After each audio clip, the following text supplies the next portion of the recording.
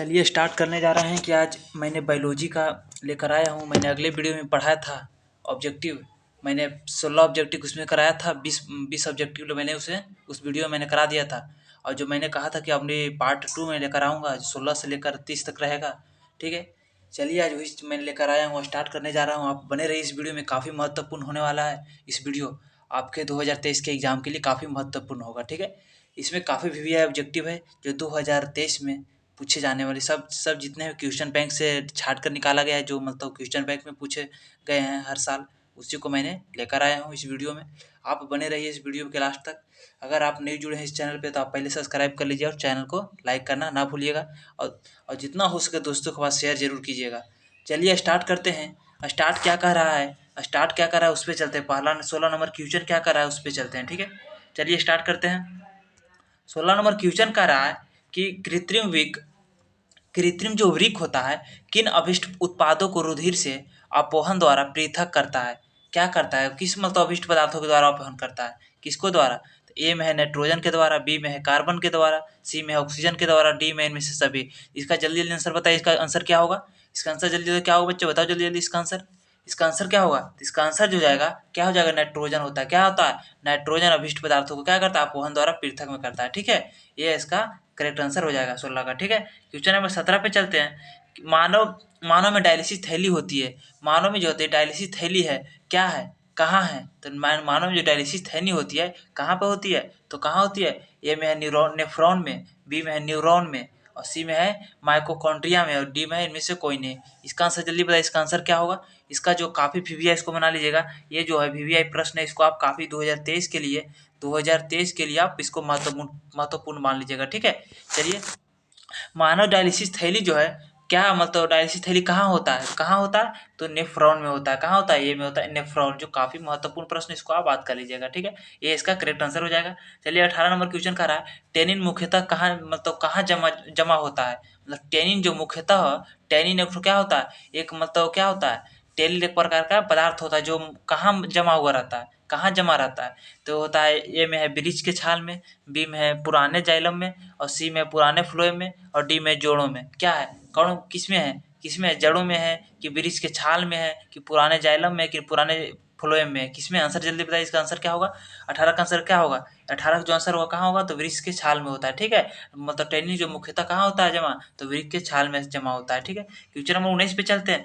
बबूल के पौधे में मुख्यतः कौन सा उत्सर्जित पदार्थ निकलता है। तो जो बबूल के पौधे हैं उसमें कौन सा मतलब उत्सर्जित पदार्थ निकलता है, कौन सा। तो ए में है टैनिन, बी में है रेजिन, और सी में है गोंद, और डी में है लेटेक्स। इनमें क्या होगा, इसका आंसर क्या होगा। तो ए में ए होगा कि बी होगा कि सी होगा कि डी होगा, जल्दी बताइए इसका आंसर। इसका आंसर क्या होगा, तो इसका आंसर जो होता है गोंद। बबूल के पंदर से कौन मतलब बबूल के जो पौधे से कौन सा चीज निकलता है, कौन सा पदार्थ निकलता है, उत्सर्जित पदार्थ निकलता है, तो गोंद निकलता है। ठीक है, 19 का डी मतलब सी आंसर करेक्ट हो जाएगा, सी आंसर करेक्ट हो जाएगा। ठीक है, 20 पे चलते हैं। हेमोडायलिसिस में होता है, जो हेमोडायलिसिस जो होता है उसमें क्या होता है।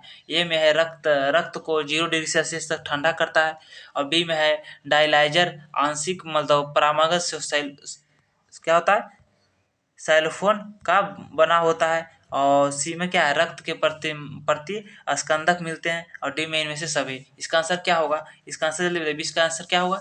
इसका आंसर क्या होगा, ये जल्दी बताइए, इसका आंसर होगा क्या। तो इसका आंसर जो हो जाएगा क्या हो जाएगा, ये करेक्ट हो जाएगा। क्या, रक्त को 0 डिग्री सेल्सियस तक ठंडा करता है, मतलब ठंडा में करने में मदद करता है। ठीक है, 0 डिग्री सेल्सियस तक। ठीक है, क्वेश्चन नंबर 20 का ये करेक्ट हो जाएगा। ठीक है, क्वेश्चन नंबर 20 का कौन करेक्ट हो जाएगा, तो ये करेक्ट हो जाएगा। चलिए 21 नंबर क्वेश्चन पे चलते हैं।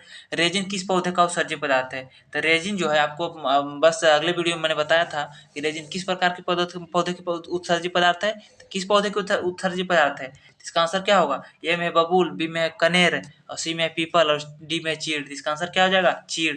जो चीड़ में जो होता है रेजिन पाया जाता है, क्या पाया जाता है, चीड़ में जो होता है रेजिन नामक पदार्थ पाया जाता है। ठीक है, क्वेश्चन नंबर 21-22 पे चलते हैं। वृक्क जो है किस जैव प्रक्रम का हिस्सा है। इसको मैंने अगले वीडियो में मैंने इसको भी बताया था कि वृक्क जो पढ़ना है किस टॉपिक में पढ़ना है, किस चैप्टर में पढ़ना है। तो वृक्क जो है किस में पढ़ना है, उत्सर्जन में पढ़ना है। कहाँ पढ़ना है, उत्सर्जन में। ये इसका करेक्ट आंसर हो जाएगा। ठीक है, 22 का ये नंबर करेक्ट हो जाएगा।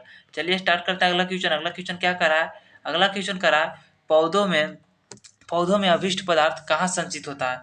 तो पौधों में जो है अभिष्ट जो पदार्थ होता है मतलब अभिष्ट पदार्थ कहाँ जमा हुआ रहता है, कहाँ संचित रहता है? ए में है आंत काष्ठ में, और बी में है पत्तियों में, और सी में है छाल में, और डी में इनमें से सभी में। तो इसका आंसर क्या होगा? इसका आंसर कहाँ होगा? तो इसका जो आंसर हो जाएगा क्या हो जाएगा? इनमें से सभी में रहता है। ठीक है, किसमें रहता है? आंत में भी रहता है, पत्तियों में भी रहता है, छाल में भी रहता है, तीनों में रहता है। ठीक है, इसको भी काफी भी है, इसको बना लीजिएगा, ये भी आपको 2023 की एग्जाम में मिलने वाला प्रश्न है। ठीक है, क्वेश्चन नंबर चलते हैं 24 पे।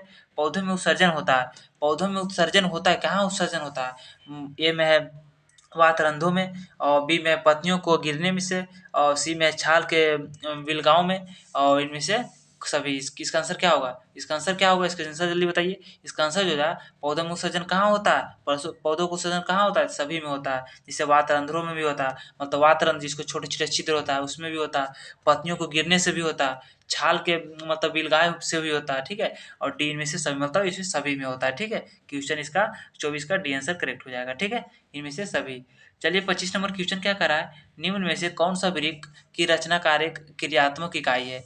मतलब निम्न में से किस मतलब कौन सा जो वृक्क होता है उसका रचनात्मक जो उसका इकाई होता है, क्रियात्मक इकाई जो होता है कैसा होता है? तो कैसा होता है मतलब इकाई कैसा होता है? ए में है न्यूरॉन में, और बी में है नेफ्रॉन, और सी में है ग्लोमेरुलस, और डी में है निलय। इसका आंसर क्या होगा? इसका आंसर क्या होगा? तो इसका आंसर होगा नेफ्रॉन होगा। ठीक है, नेफ्रॉन के जैसा होता है, इकाई होता है। ठीक है, क्वेश्चन नंबर 25 का बी आंसर करेक्ट हो जाएगा। 26 नंबर क्वेश्चन क्या कर रहा है? मानव का प्रमुख उत्सर्जी अंग निम्नलिखित में कौन है? तो मानव का जो होता है प्रमुख उत्सर्जी अंग कौन है? मानव शरीर को मतलब सबसे बढ़िया हिस्सा कौन सी है? तो कौन सा सबसे ज्यादा महत्वपूर्ण है? तो कौन सा है प्रमुख उत्सर्जी अंग? तो इसे ए में है वृक्क, बी में है रक्त, सी में है श्वेत ग्रंथि, और डी में है गर्भाशय। क्या होगा इसका आंसर?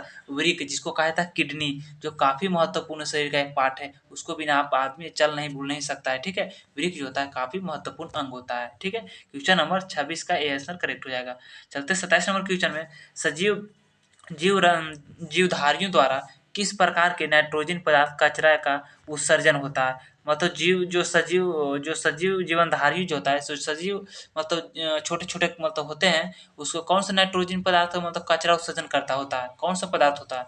ए में अमोनिया, बी में यूरिक अम्ल, और सी में है यूरिया, और डी में इनमें से सभी। तो इसका आंसर क्या होगा? इसका आंसर जल्दी बताइए, इसका आंसर क्या होगा? इसका आंसर हो जाएगा इनमें से सभी। क्या हो जाएगा? इनमें से सभी। इस 27 का डी आंसर करेक्ट हो जाएगा। ठीक है, क्वेश्चन नंबर चलते हैं 28 पे।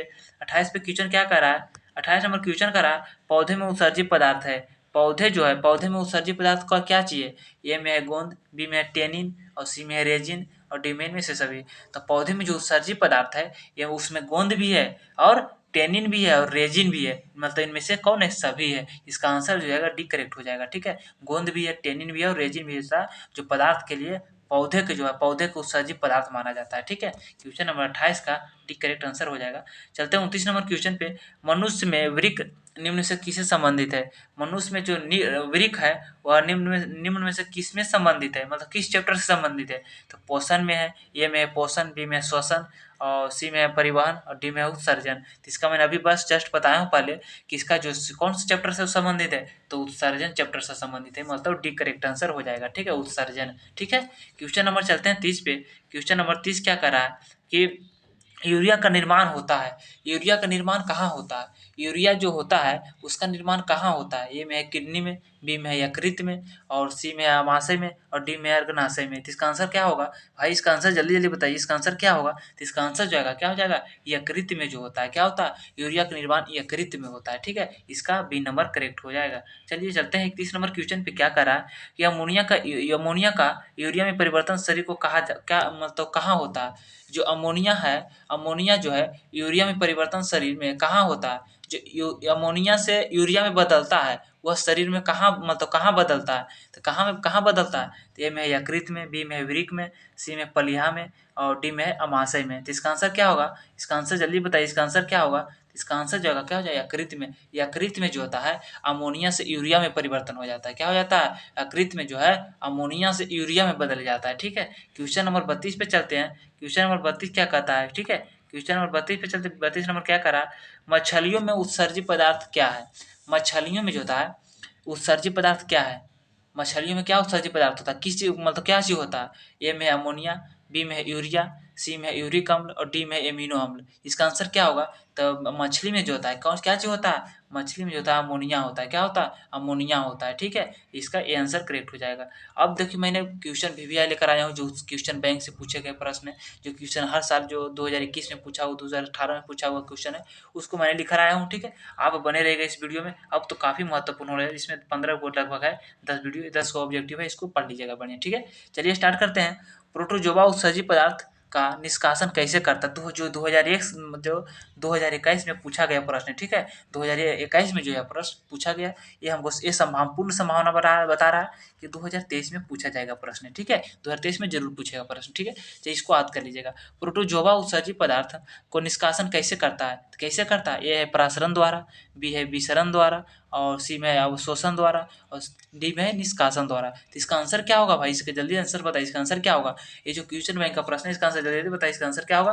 तो विसरण द्वारा जो होता है, क्या होता है? मतलब पदार्थों को उत्सर्जित पदार्थ, जो प्रोटोजोआ में जो उत्सर्जित पदार्थ होता है उसको निष्कासन करता है। ठीक है, कौन करता है? विसरण द्वारा। ठीक है, क्वेश्चन नंबर चलते हैं 2 पे। 2 क्या कर रहा है?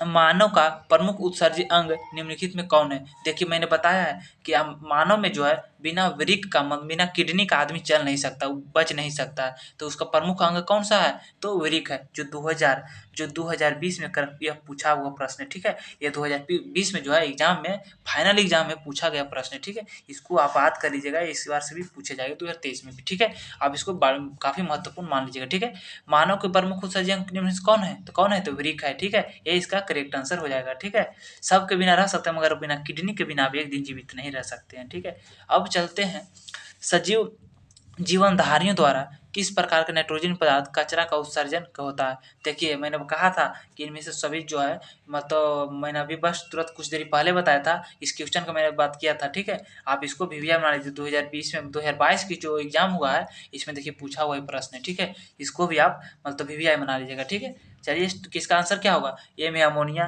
बी में यूरिक अम्ल, और सी में यूरिया, और डी में सभी।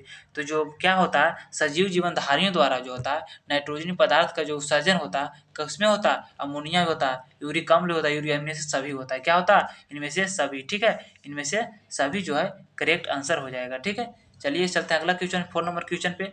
4 नंबर क्वेश्चन कर रहा है कि 4 नंबर क्वेश्चन क्या करा? पौधे में उत्सर्जित पदार्थ। देखिए 2022 का पूछा, 2022 में जो है यह क्वेश्चन पूछा गया है। ठीक है, इसको भी आप वीवीआई बना लीजिएगा। ठीक है, इसको भी आप क्या बना लीजिएगा? वीवीआई बना लीजिएगा। ठीक है, चलिए स्टार्ट करते हैं। चौथा नंबर क्वेश्चन क्या करा कि पौधे में उत्सर्जित पदार्थ है, क्या है?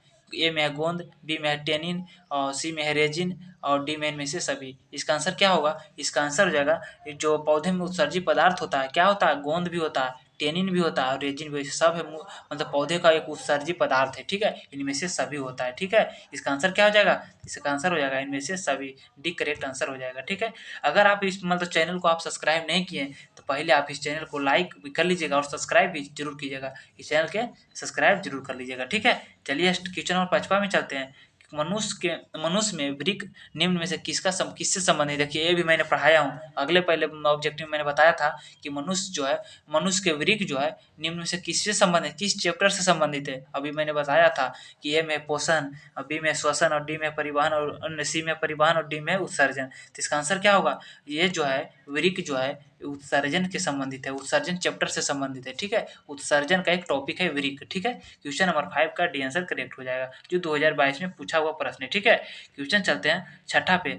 निम्न में से कौन वृक्क का रचनात्मक एवं क्रियात्मक इकाई है? ये देखिए क्वेश्चन काफी महत्वपूर्ण इसको है, जो 2017 में पूछा गया है, 2020 में भी पूछा गया है। आप इसको भी काफी महत्वपूर्ण है, इसको भी आप वीवीआई बना लीजिएगा। काफी महत्वपूर्ण है, जो 2023 के एग्जाम में पूछे जाने की पूर्ण संभावना है। ठीक है, इसको आप याद कर लीजिएगा। ठीक है, निम्न में से कौन जो है वृक्क की रचनात्मक एवं क्रियात्मक इकाई है? तो इसका आंसर क्या होगा? ए में है न्यूरॉन, बी में है नेफ्रॉन, सी में है ग्लोमेरुलस, और डी में है निलय। इसका आंसर मैंने इसको पहले बताया था, मैं इस वीडियो में मैंने चर्चा किया हूँ कि जो रचनात्मक एवं क्रियात्मक इकाई को क्या कहा जाता है? तो क्या कहा जाता है? नेफ्रॉन कहा जाता है। ठीक है, क्या कहा जाता है? नेफ्रॉन कहा जाता है। ठीक है, इसको मैंने परिभाषा भी आप याद किए होंगे कि वृक्क के रचनात्मक एवं क्रियात्मक इकाई को क्या कहा जाता है? तो नेफ्रॉन कहा जाता है। ठीक है, इसका भी आंसर करेक्ट हो जाएगा। चलते हैं 7वां नंबर क्वेश्चन पे। निम्न में से कौन उत्सर्जी अंग है? यह कहता है कि निम्न में से कौन जो है उत्सर्जी अंग है? तो ए में है वृक्क, बी में है अर्गनाशय, सी में है आँख, और डी में इनमें से कोई नहीं। ये 2020 में जो इस बार जो काफ़ी महत्व, इसको भी इस बार एग्जाम में पूछा जाने वाली संभावना है, ठीक है। 2020 में देखो पूछा गया प्रश्न, ठीक है।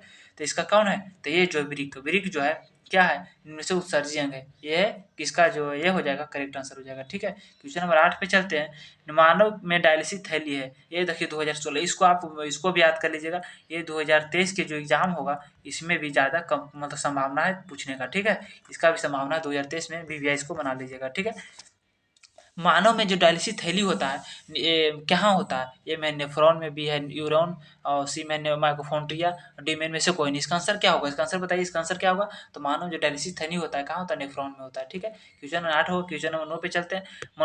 मनुष्य में वृक्क एक तंत्र का भाग है जो संबंधित है, किससे संबंधित है, तो जो मनुष्य के एक वृक्क एक तंत्र का भाग है, किस चैप्टर से संबंधित है, ए में पोषण से, बी में है श्वसन से, डी में उत्सर्जन, सी है उत्सर्जन में, और डी है परिवहन से। तो इसका आंसर क्या होगा, उत्सर्जन, जो मैंने पढ़ाया है कि वृक्क जो है कहाँ किस चैप्टर से संबंधित है, उत्सर्जन से संबंधित है, ठीक है। इसका सी आंसर करेक्ट हो जाएगा। 2012 में क्वेश्चन पूछा गया है, ठीक है। मैट्रिक बोर्ड में इस 2012 में जो है ये प्रश्न जो है पूछा हुआ, ठीक है, मैट्रिक बोर्ड में, ठीक है। चलिए स्टार्ट चलते हैं। 10वां नंबर क्वेश्चन, जो इस वीडियो का लास्ट मतलब इस वीडियो का जो है लास्ट क्वेश्चन है, आप इसे देख लीजिएगा, ठीक है।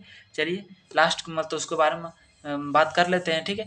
कृत्रिम वृक्क किन अभिष्ट उत्पादों के को रुधिर से अपोहन द्वारा पृथक करता है, ये 2014 के क्वेश्चन है, इसको भी आप बात कर लीजिएगा, ठीक है।